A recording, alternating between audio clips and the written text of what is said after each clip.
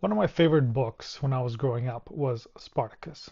Written by an Italian author, Raffaello Giovagnoli, it was a story of a Thracian who was captured by the Romans, sold into slavery, made a gladiator, then freed, and then compelled to start a rebellion against the Romans to free the rest of the slaves in the Roman Republic. One of the things that drew me to this book was its description of the Roman life, its heroicism, its fight against oppression, the fight for freedom, and the overall sense of heroicism that you kind of got from this Spartacus character. I remember reading that book over and over again over years and imagining myself being Spartacus, leading the rebellion, fighting for freedom, climbing Vesuvius, and then kind of building the camp and then leading the slaves out and then training into an army and then putting armies together and then organizing the strategy to overcome the Romans. It started my love affair, this book, of Roman culture and Roman history. And over the next 10 years, as I was growing up, I learned everything I could about Roman history, eventually culminating in me taking a history degree focusing on ancient Rome in university. I didn't realize it at the time, but the story itself, how it was written, was extremely it was focused extremely on communist ideals of the 19th century. It was at the time of Karl Marx and Friedrich Engels when they were putting together their Marxist manifesto, Communist Manifesto, and Raffaello Giovagnoli was part of that whole movement. So you could see the the some of the class struggles described in the book within the stories that were told by Raffaello Giovagnoli.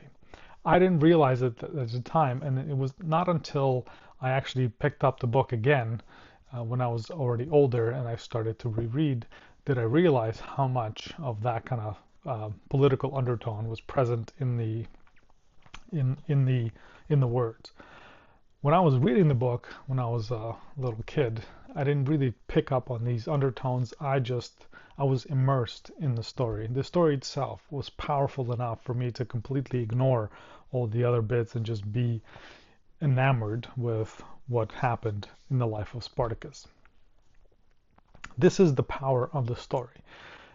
If you could take any story that's been successful, you will see that it's structured in such a compelling manner that it draws you in, and no matter what it describes, no matter what message it's trying to send, if it's done well enough, you will likely find it compelling and wanting to read more and more to see what happens next.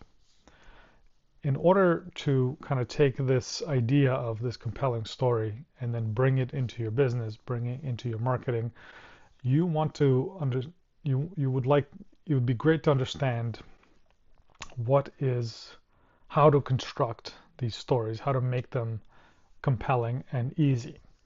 Now, it takes a long time to develop a story writing ability and then a storytelling ability. Story writing meaning you can sit down and put a story together that's coherent and interesting and capturing and grabs people and then pulls them through all the way to the satisfactory end. Storytelling is the same thing, but telling in real life to people or on camera. So it takes a long time to develop these skills.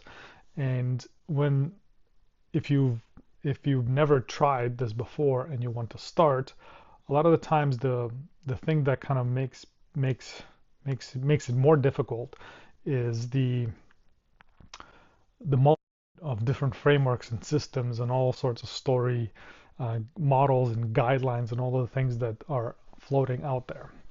Uh, all of these stories, frameworks, and all these systems and all of these tactics and tools and tips are extracted from already well established, well formatted, well structured stories that are popular out there. So they have a specific formula that they use, and the authors of these books that talk about these stories kind of bring that formula to you and say, if you follow this formula, you will be a master storyteller. The issue with that is like having a bodybuilder, an Olympia champion, a bodybuilder coming to somebody who's a novice and telling you to eat 5,000 calories a day, work out, 3 hours in the morning, 2 hours at night, do these types of workouts and all sorts of other stuff, take all these vitamin supplements and all of that stuff. If you're a novice, the the master of whatever craft telling you what to do, what he does or she does at that time, will not only not help you, it will actually discourage you because you are not at that level yet. So in order to become a great storyteller, in order to kind of learn the mastery, the first thing is to understand the basic of the story. What's the most basic story that you can tell that will be coherent and will be interesting enough and fall into a story format? What is that basic story format?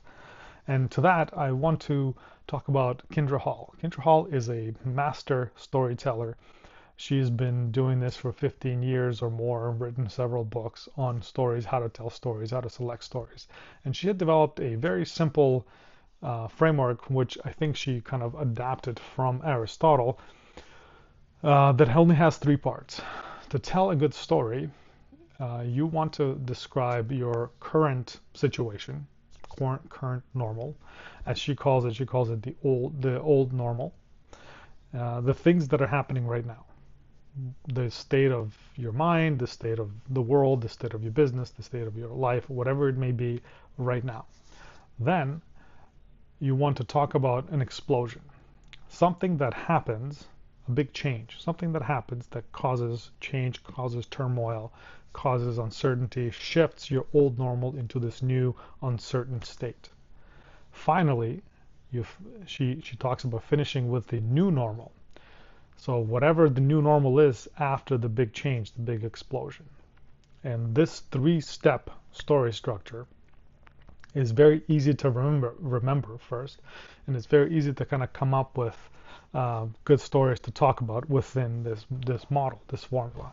So the old normal, current state, the explosion, the big change, and the reason for it, and then the new normal, what happens.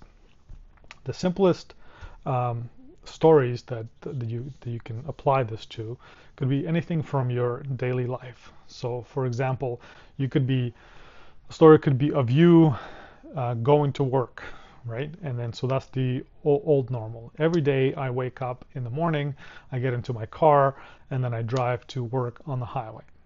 Then there'll be some big change that happens, the explosion. Then one day, as I was driving to work, a big thunderstorm came into to the city and then flooded the highways, the roads, right? So that's the big explosion.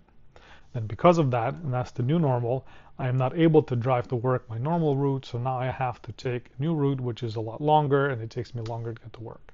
So that's the new normal. So that's a very brief, very short, although not very interesting story, but that it gives you the basic structure on which you can build in your storytelling skills. How does this apply to your business, to your marketing? You can take the same old normal, new normal, old normal, explosion, big change, new normal, and apply it to anything that you do as a service or anything that you provide your product to your customers. So, for example, old normal. Before, let's talk about let's say Microsoft Excel, right? Before, for me to calculate, to write down all of the inventory numbers for my products, I'll keep track of inventory, however many products we had to have these big sheets of paper lined, and then we would write down all the numbers on it. And to calculate it, I would have to go and get a calculator and then do the calculations, and then put the calculations for the total inventory down on that sheet of paper. And sometimes they were always wrong. Then Microsoft came up with this brand new application called Excel. It's a spreadsheet software that makes it a lot easier to keep track of all your inventory and then calculate quickly how many inventories you have left, you've sold, and all of those kind of things. Now in a new normal, we spend a lot less time calculating the inventory because Excel does it for us. So there's that 1, 2, 3, old normal, big change, the software, new normal, much easier, much more accurate, better, all that kind of stuff. So you can do the same thing with your service. So before the service, this is how you did things. It was difficult. Why it was difficult? What was the main downsides of doing it this way? Then somebody you introduced your service, your product. When you apply your service, now all of a sudden the new normal happens. So before something happens, after, right? So that's the three-part framework, the three-part structure for the stories that you can apply in your business. Old normal, the context, what it is right now. Big change, something that shakes the new normal, the explosion, and then the new normal, what happens after the big change, the positive changes or the negative changes, depending on what the story you tell. But in business, you always want to highlight the positive change. So if you like this story structure, apply it to your marketing materials. If you want a roadmap to get your 1,000 leads, the link will be in the description to get you to give you the exact steps on how to start and how to get those 1,000 leads and nurture them into clients. And I will see you tomorrow.